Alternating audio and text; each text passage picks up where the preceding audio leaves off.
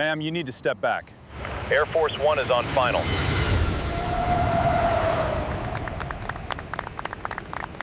Airport security officer Paul Denny had one job that morning: keep unauthorized people away from the restricted section of the tarmac, and he was determined to do it well. So when he spotted a woman in a plain gray coat standing quietly near the fence line, no visible credentials, no escort, staring out at the empty runway like she was waiting for something, he made his move. "Ma'am, this area is restricted. I need you to step back behind the barrier." She glanced at him, calm, unbothered. "I'm exactly where I'm supposed to be." "I don't have anyone listed for this section today," he said. "No press, no VIP arrivals, nothing on the schedule. I need you to move." "There's an arrival happening," she said simply. "You just don't know about it yet." He almost laughed. "Ma'am, I run security clearance for this tarmac. If there was an arrival, I'd know."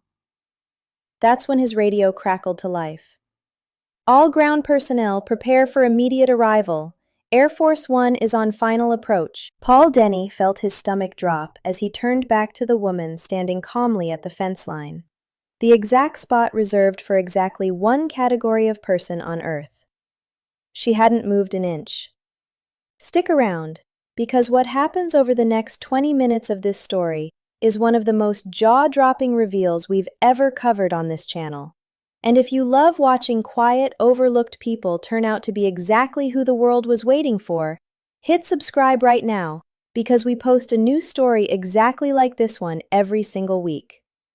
Dr. Helen Marsh had spent the last 18 months working in near total obscurity on a diplomatic negotiation so sensitive that fewer than a dozen people outside a small circle of officials knew her name was attached to it at all. She wasn't a politician. She wasn't a public figure.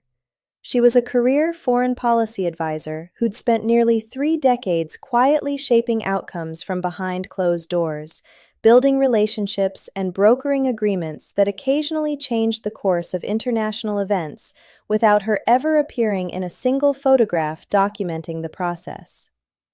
Today marked the culmination of 18 months of work, the return of a high-level delegation whose successful negotiation depended almost entirely on groundwork Helen had laid personally, in meetings that never made headlines, through relationships she'd built over years nobody outside her small circle had witnessed. She'd arrived at the airport early, dressed plainly, without an entourage, preferring to observe the arrival quietly from the perimeter rather than insert herself into the formal reception that would inevitably follow.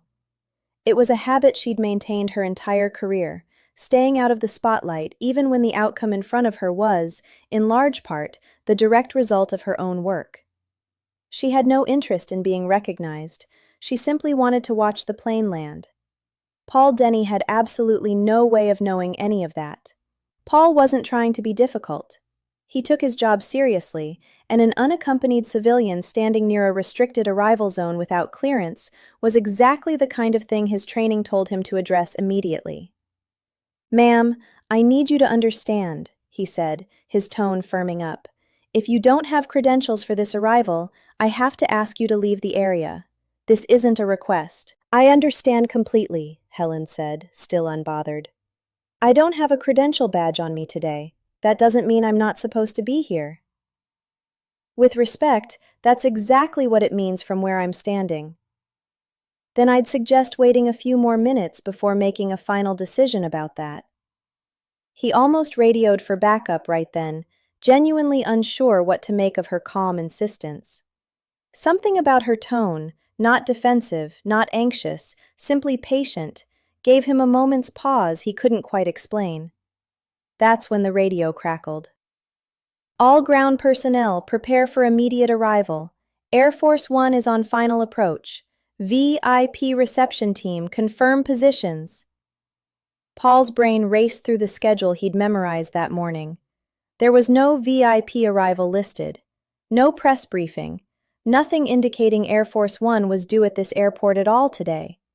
He turned back to Helen, who was now watching the sky, tracking something he couldn't yet see. "How did you know?" he said slowly. that a plane was landing here today when there's nothing on my schedule about it. She finally looked at him.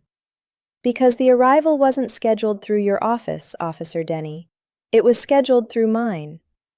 If you love watching the exact moment someone's confident assumptions completely unravel, you're going to enjoy the rest of this story even more. But first, go ahead and hit that subscribe button, because this channel is full of moments exactly like this one.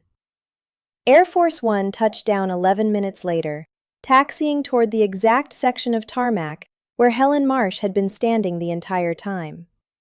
Paul watched, stunned into silence, as a formal reception team he hadn't even realized was staged nearby suddenly appeared, moving toward the same fence line he'd spent the last 10 minutes trying to clear of an unauthorized civilian. A senior protocol officer approached Helen directly the moment the aircraft's engines wound down, greeting her with the kind of familiarity that made it immediately clear this wasn't her first time standing in a spot like this. Dr. Marsh, everything's proceeding exactly as planned. The delegation is asking for you specifically before the formal reception begins. Thank you, Helen said. I'll head over now. Paul stood frozen at the fence line, watching her walk toward an aircraft he'd been told, with absolute certainty, wasn't scheduled to land anywhere near his shift that day. She paused before walking off, glancing back at him. For what it's worth, Officer Denny, you did exactly what your job required. I wasn't upset by the questioning. I'd have been more concerned if you'd just waved through anyone who claimed to belong here without asking. Ma'am, I had no idea who you were, he managed. I'm sorry if I— You don't need to apologize, she said. You need to understand that the people who matter most in situations like this are rarely the ones standing at the center of attention. Sometimes they're the ones quietly waiting at the fence line, hoping nobody notices them at all. Word of the incident moved through the airport's ground operations team within the hour, not through any official channel, but through the kind of quiet, astonished retelling that happens when someone realizes exactly how close they came to escorting away one of the most influential people involved in that day's events. Paul's supervisor, hearing the story secondhand, called him into the operations office that afternoon. I heard you had a run-in with Dr. Marsh this morning. I didn't know who she was, sir. I was just following the standard clearance procedure. You did exactly the right thing, his supervisor said, somewhat to Paul's surprise. Dr. Marsh isn't the type of person to hold that against you. If anything, I'd guess she respected it. She said something similar, Paul admitted. She said she'd have been more worried if I'd just let her through without asking. That sounds about right. People like her spend their whole careers making sure the actual work gets done quietly, away from the cameras. The fact that you didn't recognize her isn't a failure on your part. It's kind of the point of how she operates. Paul sat with that for a moment. I still feel like I made a fool of myself. You made a fool of yourself in the most professionally correct way possible, his supervisor said, almost smiling. There are worse ways to learn that lesson. In the weeks that followed, Paul Denny found himself thinking differently about the people who moved through his section of the airport. Not just the ones who arrived with obvious credentials and formal announcements, but the quiet, unassuming figures who occasionally stood at the edges of major events without ever calling attention to themselves. He started paying closer attention to context rather than appearance, asking more questions before assuming he understood exactly who belonged where and why. 2 months later, an unassuming man in a plain jacket stood near a different restricted section of the tarmac, waiting quietly, saying little. The old version of Paul might have escalated the situation immediately. This version asked a few careful questions first, discovered the man was part of an advanced security detail for a diplomatic visit still hours away, and handled the situation with considerably more care than he might have shown before. Helen Marsh never mentioned the tarmac incident publicly again. She continued her work exactly as she always had, quietly, away from headlines, showing up unannounced at the edges of events she'd spent months shaping from behind closed doors. But among the small group of ground personnel who'd witnessed that morning firsthand, the story became something of a quiet legend, a reminder that the most important person in any given moment isn't always the one standing at the center of attention. Sometimes, they're the one standing alone at the fence line, patiently waiting for everyone else to catch up. Here's a question for you.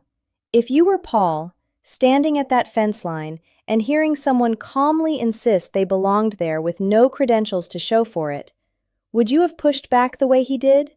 Or would something in her calm certainty have made you pause sooner? Tell me your honest answer in the comments below.